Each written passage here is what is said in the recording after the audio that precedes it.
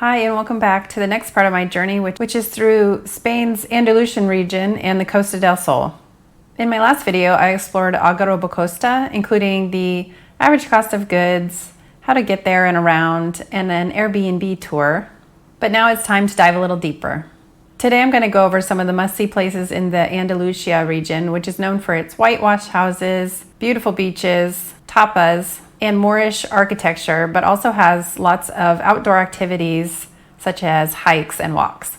And stay tuned for my next video where I'll break down exactly how much this trip costs so that you can plan your next visit. Hopefully, whether you're planning a vacation, a long-term stay, or thinking about retiring in the Costa del Sol, this video will help you make the most of the region of Andalusia and the Costa del Sol. If you're new here, my name is Kyria, and I've traveled to almost 60 countries, and last year I retired early to travel the world full-time. I spent 1 month in the beautiful town of Algarrobo-Costa, which is about 40 kilometers or 25 miles from the city of Malaga. It's very easy to fly into Malaga or to take a train from some of the other cities in Spain. And from Malaga, you can take a bus to Algarrobo-Costa, which takes approximately 1 hour and costs about $4. My Airbnb was right on the beach and had a beautiful view of the Mediterranean. And the town of Algarrobo-Costa is a very quaint little town with restaurants along the beach and lots of seafood. Most of the time I just walked or used the bus to get around, but I did also rent a car for a week to explore some of the further flung places. And I'm going to go over all of these in the order of how to get to them. So I'll start with the ones you can walk to easily, and then the ones that you can take a bus, and then I'll go over the ones that you would probably want to have a car for. So let's get started. So if you're on foot, you can just walk around the town of Algarrobo-Costa. It's a very quiet seaside town. It's known for its relaxed atmosphere, long pebble beaches, and its proximity to the traditional Andalusian culture. Unlike some of the larger resort towns on the Costa del Sol, it's pretty much untouched by tourism as far as I could see. And it has a really nice seaside promenade, which connects it to the town of Torre del Mar. And one of my favorite things to do is to walk along the promenade from Algarrobo-Costa to Torre del Mar, which is about a 2.5 mile or 4 kilometer walk each way. Also, if you're into coffee, drinks, or food, there are plenty of restaurants on that stretch where you can stop and rest your legs and have a drink. So speaking of Torre del Mar, like I said, 2.5 miles or 4 kilometers each way, or you can take a bus, which takes about 10 minutes. And it has some really nice beaches, and I think some of them are known as the best beaches in Costa del Sol. It also is not a huge city, and it seems like it has a lot of locals still there, as well as more tourism than Algarrobo-Costa, but it is still a pretty quiet town. It also has a wide promenade along the sea that's lined with a bunch of little beach shacks where you can get the local specialty, which is espeto de sardinas, which is sardines grilled over an open fire. In the summertime, there's also lively festivals, and I noticed they even have free Zumba on the beach in the summertime. So if you're interested in that, that's the place to go. They also have places where you can rent bikes for a day, a week, or a month if you're interested in more active pursuits, and there are loops you can do along the coast or up into the hills if you prefer. Also, don't miss a chance to see the lighthouse, which you can't climb, but it is a fun landmark to set eyes on. For me, I would walk from Algarrobo-Costa to the lighthouse and back, and that was roughly about a 5 mile or 8 kilometer round trip. In addition, if you're willing to walk a 5 mile or 8 kilometer round trip, there's also a town of Algarrobo, so very similar name, that you can walk to, and it is about 2.5 miles or 4 kilometers each way to get to. It's a very cute little whitewashed town set up on a hill and has lots of little narrow streets and flowers on the balconies and some Moorish architecture. The sidewalks are all tiled and patterned. It's a very pretty town, and it's famous for its muscadel raisins, which are a local delicacy with history dating back for centuries. The area around it is very hilly and has a lot of little farms, but you can go hiking in the hills, which I did, and you get some really good views of the Mediterranean as well as Algarrobo-Costa. When I walked up there, I also walked through a lot of avocado orchards, which was kind of fun, and they weren't ripe at the time, they were just starting to flower, but I'm assuming that later on in the year there would be some really nice fresh avocados. You can also walk east from Algarrobo-Costa on the coast and you'll get into the town of Lagos, and then if you keep walking you'll keep getting to other towns. And that isn't a tiled promenade, it's more of a dirt track part of the time, but it's perfectly fine as well and has really nice views looking back to Algarrobo-Costa. There's also a very tiny castle which I thought it was a big castle, so I went looking for it and I couldn't find it. I'll put a picture up here, but it was kind of laughable when I got there, but very fun.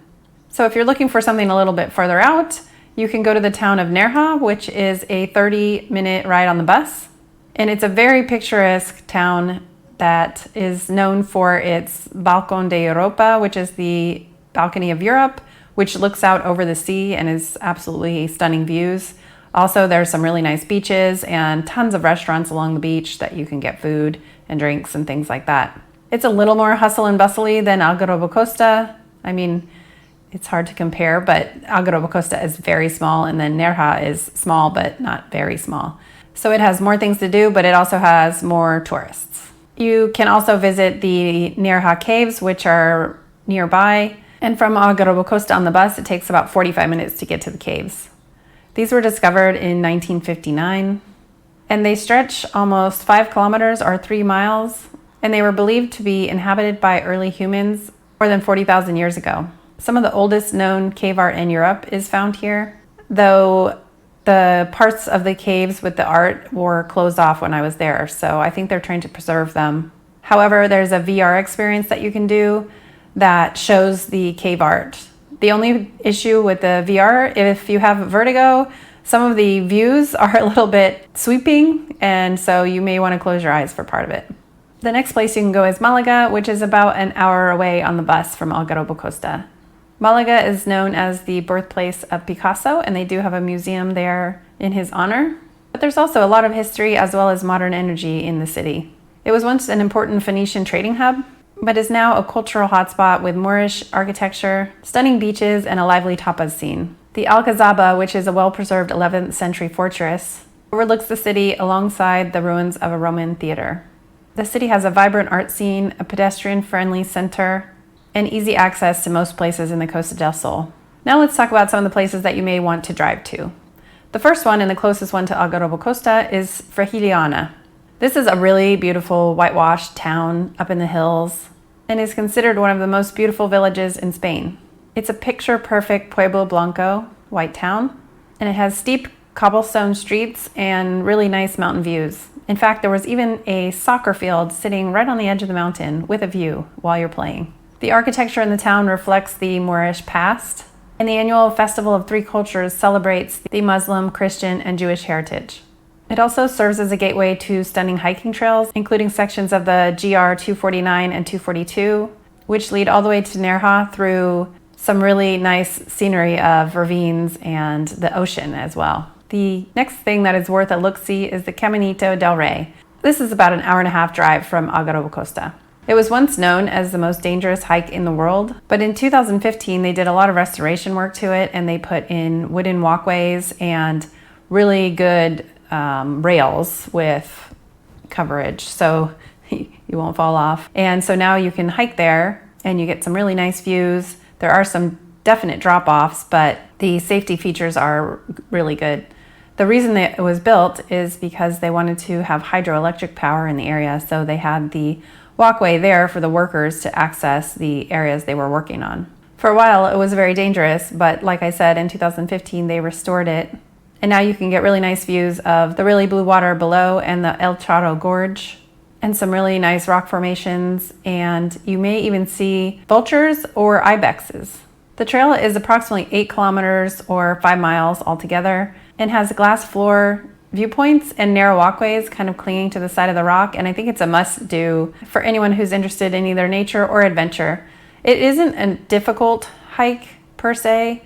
It doesn't have a lot of elevation gain. It is fairly flat. There are some stairs, so if you're considering doing it, you need to think about that. And also there are definitely some drop-offs, but it does have a guardrail, so it's safe. But if you have any vertigo or fear of heights issues, you may want to think about it. Due to the popularity, you do need to book your tickets in advance. And for us, we wanted to do it on our own, but ended up having to do a guided tour because we didn't book early enough. However, I liked the additional information that the guide provided, so it may be worth just doing the guided tour anyway. The next place worth visiting is Granada. Granada is about an hour and 15 minutes away from Algarrobo-Costa by car, and is home to the beautiful Alhambra. The Alhambra, which is a UNESCO listed fortress and palace, is one of the most visited places in Spain, and I can see why. It definitely has a Moorish influence, and you can see the Islamic architecture in many different things in the area. The city is known also for its historic neighborhoods. The Albaicin, which is the former Moorish quarter, has little tiny alleys, and it sits up on a hill and has really nice views of the Alhambra. And the Sacromonte, which is famous for its cave houses and flamenco history. Granada also has a very strong tapas culture, and if you order a drink, you actually get a tapa for free. So if you're willing to order 2 or 3 drinks, you don't even need to pay for any food. The next place you can drive to is Gibraltar, which is about a 2-hour drive from Algarrobo-Costa. Gibraltar is a slice of the UK on the tip of Spain and is known for its Rock of Gibraltar, as well as its strategic location and its rich history. You can either hike up to the top of the rock or take a cable car, and you can see views of both Europe and Africa. Of course, this depends on the weather, and when I was there, you could basically see fog. There's also a lot of defense system things you can look at, as well as the resident population of macaques, which are Europe's only wild monkeys. I had watched a lot of videos about how aggressive they were, but the day that I was there, they must have been cold or something, because they didn't even really care that I was there. You can either walk, bike, or drive across the border from Spain, so it's a very easy day trip from the Costa del Sol. Just don't forget that you will have to cross a border, and don't forget to apply for your ETA before you cross. The next place is a little further afield, but is well worth a visit, and that's Seville. Seville is about 2.5 hours from Algarrobo-Costa by car. Seville was once the center of Spain's colonial empire and has a rich heritage, including the Alcazar of Seville, which is a Moorish palace with intricate tilework and a lush garden. This is also something you need to book in advance because it does sell out fast. The city is also known for its Giralda Tower and Seville Cathedral, which is the largest Gothic cathedral in the world. Seville is also the birthplace of flamenco, and there are plenty of opportunities to watch the performances. I had a great time wandering around the Santa Cruz district, where you can find hidden plazas, small streets, and plenty of orange trees. Another must-see is the Plaza de España, and I recommend taking a walk along the Guadalquivir River. Okay, so now I've talked about some of the things that you can do if you're visiting the Andalusia or Costa del Sol areas. And in my next video, like I said, I'm going to break down how much it costs for me to stay in the area for 1 month, as well as I'll talk a little bit about whether I could see myself staying here for longer or coming back for an extended visit. So if this sounds like something that's interesting to you, please subscribe so that you don't miss it. Also, let me know in the comments, have you been to this area? What was your favorite part? Did you go and see any of the small whitewashed towns? If so, which one did you like the best? I'd love to hear suggestions and hear what you thought about the area. And as always, thank you for watching and happy travels.